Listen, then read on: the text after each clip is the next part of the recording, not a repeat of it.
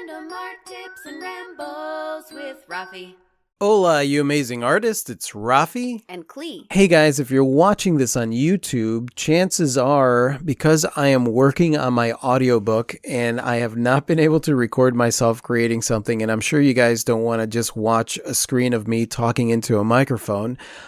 Here are some random projects and stuff that we've worked on over the last few years, and enjoy that while you listen to this amazing, amazing podcast. You guys are not going to regret listening to this podcast. Today we're going to talk about regrets and being an artist. Yeah, letting go of personal regrets as an artist. Yeah, this comes from one of our patrons on Patreon, Holly Wong. Yeah. Amazing story and question. Amazing artist, and she's very inspiring. Yeah, and honestly, if you guys get the chance to go on Instagram and check out Holly Wong, her art is quite amazing. Go ahead and check that out. So let's get into it. Let's get into the question. Okay, so I want to actually read a little bit of her backstory that she shared with us because it pertains to the question, and I think it's really powerful. Yeah, absolutely. So she says, I'll tell you a little bit of my story, but make it brief. I grew up pretty desperately poor, and I saw women subjected to a lot of violence and intimidation. I understood very early that a key to women liberating themselves was being economically independent and powerful. I was also an artistic child, so I ended up earning an MFA, but then went right into an office job. Still feeling that I had to prove that women weren't stupid, I also earned an MBA in finance. After 20 plus years of balancing high-powered jobs and making my art, I just couldn't do it anymore and chose to remain with the same employer, but to step down to a job with less hours, which I love. I work about 25 hours in the studio a week, plus work a 40-hour day job, plus have shows, and have an art business. I swing this by getting up at 2 a.m. in the morning before my job to do my artwork. My artwork has flourished since then. Yet, I have racked myself with guilt and regret all these years for not doing it sooner, for being too old, for waiting too long, for not being good enough, for not living in the right city, for not going to the right art school, or whatever other nonsense. I've listened to your motivational videos since this past December, and it has literally been transformative in helping me to release the regret and the pain. Your media practice has made such a difference in my life because I can stop feeling ashamed of my choices. You have taught me that. And then she says thank you from the bottom of her heart. You're making a huge difference in people's lives, whether you know it or not. But a video about personal regrets and how this blocks creativity would be amazing. I think creative power and life force are only released when we accept ourselves fully for our choices. It's an ongoing process to be in that place of personal power, which then translates to creative power. Yeah, that's amazing. That's amazing. Thank you for that question, Holly. Thank you for that story. That entire thing is very, very powerful. Yeah, and I think we probably all live with regrets of some kind, things that we feel like we could have done better, things that we berate ourselves for. To be honest with you, most of my life, a lot of the regrets that I had were what was keeping me from doing my art or like fully pursuing something. You would think that, having regrets about something, like saying like, oh, I should live in the right city, or I should have done this, or I should have done that would propel you to actually do that thing that you should have done. But the problem is you get so caught up in that regret, you get so caught up in the failure of it, that you're going to do everything possible to avoid it, because every time you bring it up, every time you bring up that regret, it's like you're failing over and over and over because you didn't try something. It's kind of like a self-perpetuating thing that you start to identify with. Yeah, exactly. Especially if it's a personal attack, like I'm not good enough. Yep. Or I'm not motivated enough, or I'm just not the kind of person who succeeds, or things like that. The personal regrets are things that you didn't do. So, for example, it'd be easy to sit there and say like, well, we would be, and a lot of people approach us with that. You guys would be so much better off if you lived in somewhere like New York, because like New York is a good city for artists, and like that's where you should live. Mm-hmm. Although that could possibly be true, we don't know that.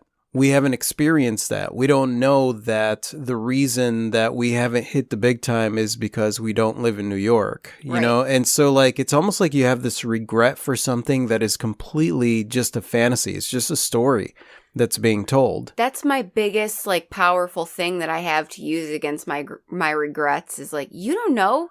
Like, oh, I should have stuck it out with the music when I was younger. You don't know, Clee, what would have happened had Yeah. you done that. Yeah. You don't know how you would have handled it either. I've said before, like, I'm not sure that I was the kind of person who could have handled a full-time art career before now. Yeah, exactly. I mean, it's the same thing for me. Like, I know for a fact that everything that led in my life the way that it has, I've had to look at that and really, really identify with the idea that I have no regrets, that everything in my life basically led me to this point where I am now, where not only could I handle having an art career, but I'd be able to handle the different challenges that I'm having now Mm-hmm. versus where I was back then. Sure, when I left high school, I could have gotten into the arts heavy the same way that I got into the arts recently, and I could have created a career. I would have gone about it completely different, most likely. And I wasn't emotionally stable back Right. then. Like, I wasn't. I was very, very insecure. A lot of my choices and decisions. I mean, hell, I am like not very insecure about myself. I love myself and I love who I am now. Back then, I really didn't like myself. And now, even standing in a place where I love myself and trust myself to make the right decision, a lot of times I make decisions out of insecurity. Let alone back then where I didn't trust myself and it would have been easier for somebody to guide me in a way that I thought maybe that's what you're supposed to do and this is what you're supposed to do and this is what Making important art. Yeah, making important art and making I would have totally been an art snob. I would have Yeah. been an art snob, just guided by insecurity, and basically I would have to put down other people's art in order to make my art seem like it's important or feel like I'm important, because I myself wouldn't have felt that way. Now, I can visualize and I can see that happening back then. Do I know for sure? No, I don't know. Of course not. But at the same time, like, there's no point in sitting there and having any regrets for any decisions that I didn't make. Do I regret not just going right into art and going in with both feet the way that I did 10 years ago, back when I was a teenager? No, not at all. Because every single life experience that I had led me to this point where I'm at right now. I'd also like to point out that a lot of the subject matter of your artwork, which is so powerful, has to do with the empowerment you found through the struggle of not feeling empowered. Exactly. So, Exactly. had you not had that life experience, your art would indeed be completely different. It Who would knows? be. Who It knows would what be. kind of art you'd be making? Yeah, and you know, and there are certain things that I could relate to. Like, I could relate to Holly's story of like growing up poor. Mm-hmm. The irony of it is that I actually experienced both of those. I had a moment in time when my parents got divorced where we were dirt poor. We were Mhm. like dirt poor. We lived in what it would be considered a half apartment. There was a big giant door with that was nailed shut in the bathroom because it used to be like one apartment, and instead they split it into two apartments. Our kitchen was on a porch that was like sagging. My clothes were hand-me-downs. I didn't get the new clothes every year or anything like that. It was like ugly hand-me-downs that I wore. I was very unpopular.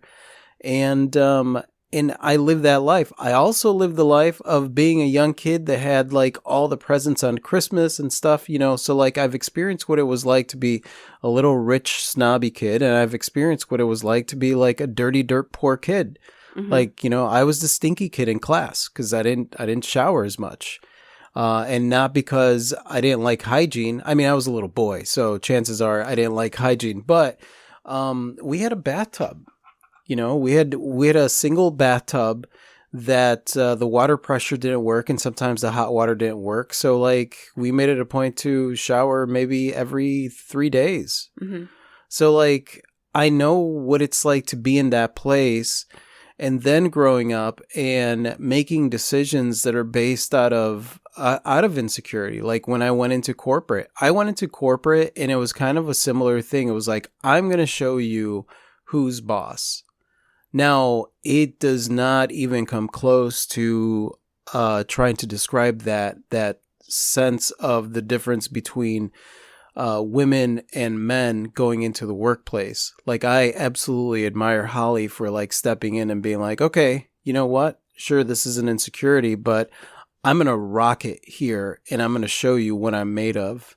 And doing that. Now, I did something similar due to my insecurities because I was a nobody. I felt like a nobody for most of my life. And the easiest way for me to show that I was somebody was to work in the corporate world, because I did not think that I'd be able to do that with an art career. Right. And, you know, it's easy for me to sit there and say, like, man, if I would have taken that ambition and that power and whatever and put it towards my art, I would have absolutely succeeded. And I believe that I would have. Should I have? No.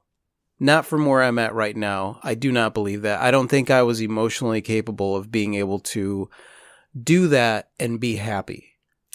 Yeah, I agree. I took a different route, of course. Like, I took my childhood insecurities, and instead of entering the corporate world per se, I sort of embraced my insignificance, if you will. I sort of just floated around with no real sense of direction, and I pursued creative endeavors, but only half-heartedly. I think I guess I gave up on things and I sort of just coasted. Right. And embracing my insignificance, it was almost like I could have an enjoyable, artsy life, but one that would never really be significant in any way. Yeah, and I get that, because I could relate to that as well. Even though I was working corporate, Mm-hmm. It was like I had my little studio corner always set up. I had some kind of area, and I would work on art projects, but it's almost like I knew they weren't going to go anywhere. Right. And because I didn't know where I was going to take them and what I was going to do. And so there was always like jumping back and forth between that life that I wanted to live and then, well, I'm doing this other thing. But essentially, whether or not you're working in corporate or you are just floating around from job to job, I think it is embracing that insignificance, because you're like, I'm not going to get anywhere here. So the life in of itself doesn't really have that meaning. The art doesn't have that meaning, other than whatever artsy fartsy thing you want your friends to think of you, or you want people to think of you.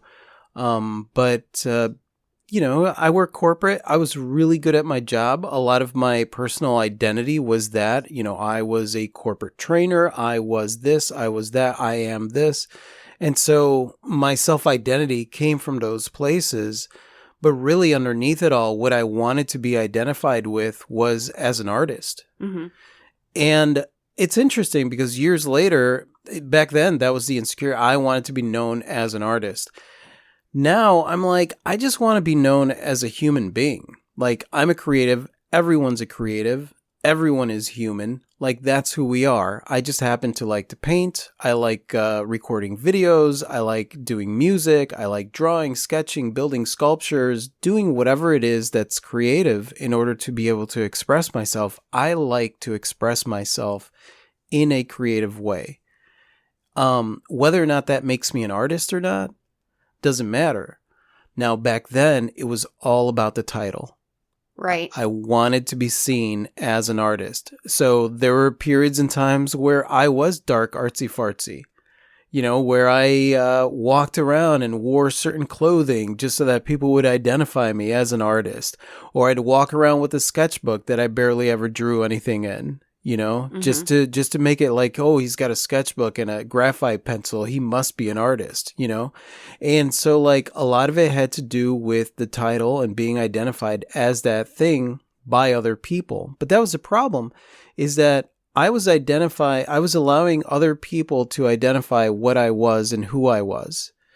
And so there was a split. I had some people that thought, oh yeah, Rafi's an artist. And then I had other people that were like, Rafi is a corporate trainer. Right. So I think it kind of goes without saying that a lot of the regret and shame that we feel has to do with social labels. Yeah, exactly. It does. It has to do with social labels and the idea that other people know what's best for you. Or that they know you at all. Yeah. That they know who you are or what you're capable of. Well, some of the regrets that Holly listed there, like living in the wrong place. Not going to the right school. Yeah. Waiting too long.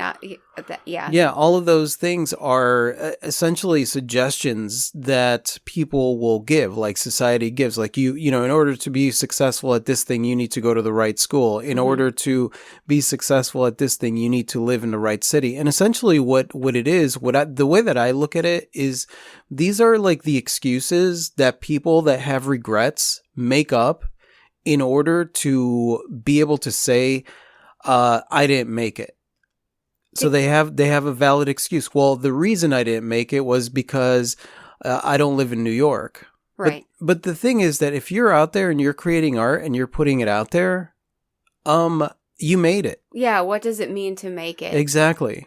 I've said, this is a big one for me. I'm just not the kind of person who makes it in this industry. Yeah. And you were like, what does that even mean? What kind of person and what does it mean to make it? I'm just not the kind of person who has huge success. Well, what does that mean? Yeah. One of the ideas that I adopted for myself was to walk around and give myself a mantra. And basically it was like this third person mantra. And I sounded weird when I'd say it at first, but then I got kind of used to it. And it was like, Rafi's got a horseshoe up his ass. And whenever I think about me, and because that was a big thing for me, it's like, well, I'm just never going to make it because I'm not going to be in the right place at the right time. I'm not going to, it's funny because we use all kinds of things against ourselves. Like, I'm just not lucky like that. For all the people that have made their career as an artist, it's because they were lucky. They were in the right place at the right time, which is the biggest freaking cop-out that anybody could say. So it's like any of these things that you're using to make yourself feel bad or make yourself feel like less than, you're basically just using as a cop-out.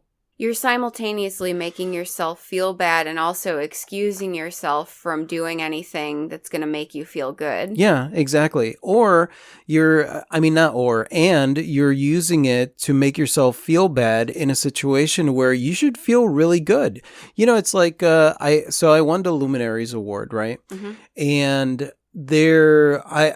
I'm very excited about that. I feel good about the piece that won. I feel good because it's for the Luminaries. It's like the bright light for the women's empowerment thing. I'm like, oh, dude, I'm the only guy that won it. It's really good. But then the other voice sets in that's like, well, what is it for? It's not for a big event in New York. Well, it's not for this thing. There's always this comparison thing of like, there's this better thing that you could have won and whatever. And so it's like you spend your entire time chasing a carrot and using those things that you didn't do or using those things that didn't happen as an excuse to make yourself feel worse. Mm-hmm. So we live in Pensacola. We don't live in New York. We don't live in Chicago. The irony is that we're from Chicago and I don't want to be in the art scene in Chicago. At least not right now. Yeah, not right now. I just don't feel like being there. I'm pretty good where I'm at, and I'm trying to go in a direction that is not the typical direction that I would have headed in back then.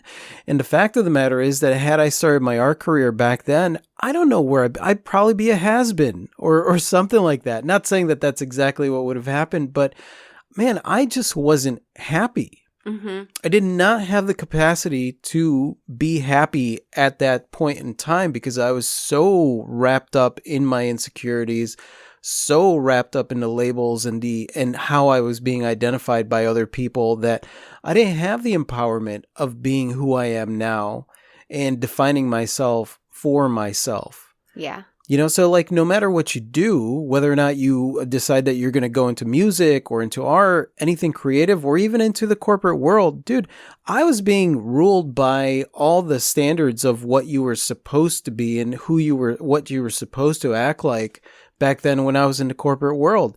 I wasn't happy, and it wasn't the job that I had. It was the fact that I just wasn't happy. I was doing something because that's what you were supposed to do. Yeah. And there's a big difference. Now, you do the same thing. We do the same thing with as good as we feel about ourselves and who we are and really stand in our own truth. there are times where we do the same thing here. Oh, absolutely. One of the things that Holly said, and is so, so true, is this is an ongoing process. Oh, yeah. Oh, yeah. How do you let go of regrets? Little by little over your whole life. Like, you never get this done. Yeah. I allow my pain and my regrets and my shame when they surface. I allow them to shake me to my core. And then I investigate them. Yeah. And then I go through this whole process of transformation. And it's never going to stop happening. And it's not. And I think the secret there is you allow the regrets in. You allow yourself to feel them. I'm not deflecting. You're not deflecting. I'm not in denial. And a lot of people get in the habit of avoiding it because it's painful. It's painful sometimes. And the problem is that the more that you avoid it, the more you avoid looking at something, the more you avoid looking at something that maybe you don't want to be true, the more you deflect it and the more painful it becomes every time you go to look at it. Yeah, and conversely, when you look at something like that, oftentimes you discover it's really not as ugly or as shameful or as bad as you even thought it was. Yeah, it's kind of like a hot balloon, a balloon with hot air in it. Like, it seems like this big, massive thing, but all it takes is a pinprick to just pop it out of existence. Yeah. I've also embraced the idea that I am completely insignificant and completely significant all at the same time. Yeah. And my artwork is super meaningless and also super meaningful. And of itself, those things just kind of don't mean anything. And also they do mean something. Yeah.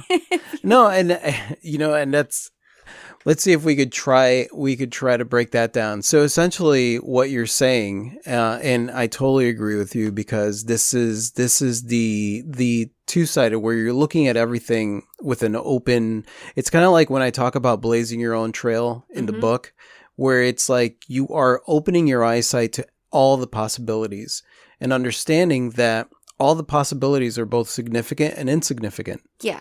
Like, there is no meaning behind anything other than the meaning that you give it. So whether or not you're looking at something negative or you're looking at something positive, the only thing that it could mean to you is whatever it is that you mean, what you think it means, which is where the significance comes in. It's significant to whatever story it is that you are telling. Which is often you come up with the narrative after the fact. Yeah, you come up with the narrative after the fact. The thing itself is totally insignificant. Yeah, and it's definitely not right or wrong either. Like, you just make choices. Were any of my choices wrong or right? Did they land me here in this place? Like, would I have landed here in this place anyway? I don't know. It's just like happening. It's unfolding. That's the thing. Put the story together, hindsight, and see if you could tell yourself the best story that you could tell yourself.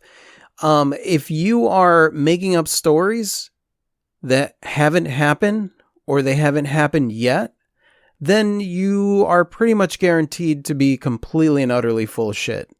Like, that's what it comes. If you are telling a story of your life and you are looking at where you're at right now and you're thinking to yourself, there are times where I've told the story where I'm like, how the hell did I get here? Like, wait a second, I thought I was on the right track. Mm-hmm. And what that allows me to do is reevaluate what my choices and what my decisions were that may have led me to that place. And then there are more times than not that I look at my life and I'm like, yeah, every choice, every decision, everything that has ever happened to me, both negative and positive, were amazing because that's what led me to this place where I'm at. And so it's letting go of the regrets that you've made in your life. And another big thing that happens there is forgiveness of the bad things. You know, I held my mom to a certain standard because I was upset. I held my dad to a certain standard because I was upset. And so, like, I lived with essentially what was almost like ventriloquist regret. Like, you know, well, my mom should regret this thing that she did. And, you know, so like, it was like blaming her for the way that my life was. Mm-hmm. And a big thing of letting go of regret for yourself is letting go of the blame that you have for other people and why you're in the place that you're at. I agree. Because if you are throwing blame around, then you are definitely throwing blame at yourself. So whatever it is that you're giving to someone else, that you absolutely have to have it for yourself in the first place.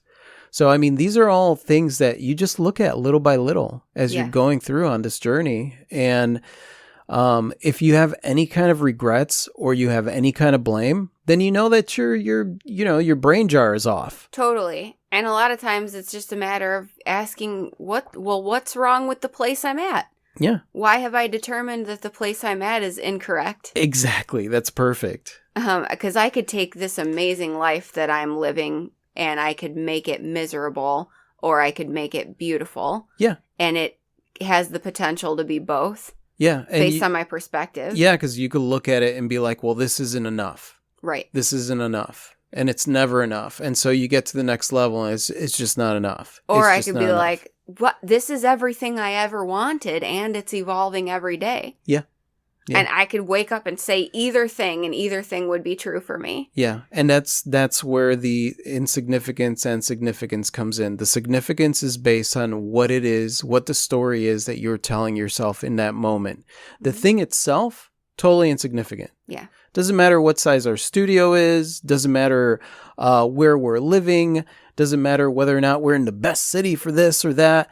It does not matter. What ultimately matters is what is the story that we are telling ourselves, and understanding that it's just a story. Right. That is just our truth. It's whatever it is that we decide is true for us. That is just a story. And that's why when other people come in, they're like, well, you should really blah, blah, blah, blah, blah, blah, blah. That's their story that they're telling. It's not taking either one so seriously, not their story or even your own story, and just understanding I get to basically live whatever day it is that I want to live based on whatever story I'm telling myself, and understanding that sometimes you're going to tell yourself some whack ass shit, and sometimes you're going to tell yourself some amazing stuff. Yeah. And that's totally okay. Yeah. And look, if you need to, invest in a punching bag. Yeah. I recently bought a punching bag, and Clea has enjoyed. Yeah, channeling some of my frustrations, releasing some of that stuff via, I don't hit very hard, so I push the punching bag around. She does. She pushes the punching bag with such vigor that it's terrifying. So it's true. I am terrifying force to be reckoned with. Well, I want to thank Holly for that question, because honestly, we could talk about this probably for the next 6 hours. Oh, yeah.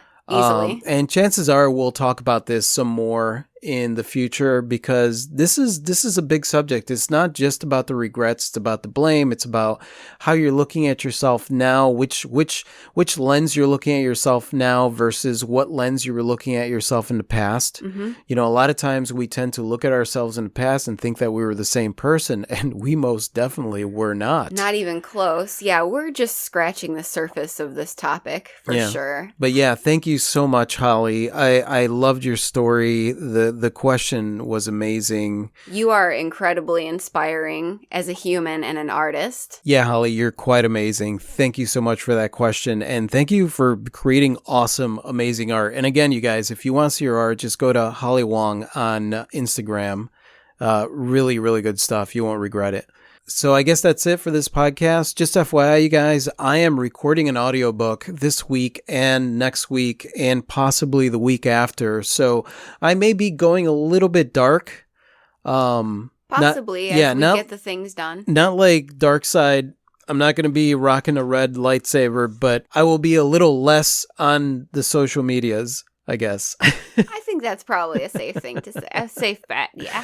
I'm interested in knowing about what regrets or what your perspective is when it comes to like your life and stuff like that, and whether or not there were any choices that you regret and how you handle that now. Go ahead and discuss that amongst yourselves in the comment section below. I'd love to read that. And if you have any questions for us for the podcast, if you go to the description, there is a link to go to our website, and that's the best place to ask us a question if you have one. And onward and forward this week, we go into this creative isolation that we are going to be doing here in the studio. Absolutely. And thank you so much for listening, you guys. You guys are absolutely freaking amazing. I totally adore you. And if you like this and you want to listen to more like this, just go ahead and click somewhere around here to subscribe. And That's it, I guess. Say goodbye, Clee. Good day. Adios.